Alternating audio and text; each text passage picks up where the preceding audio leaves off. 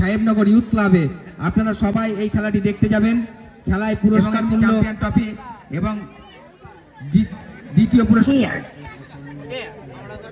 শুরু হয়ে গেল।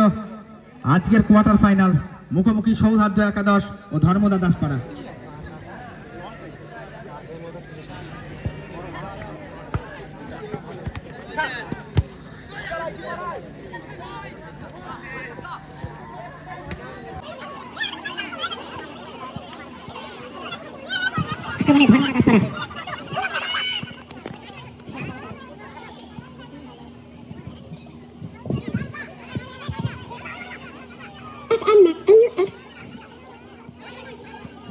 আনন্দ আনন্দ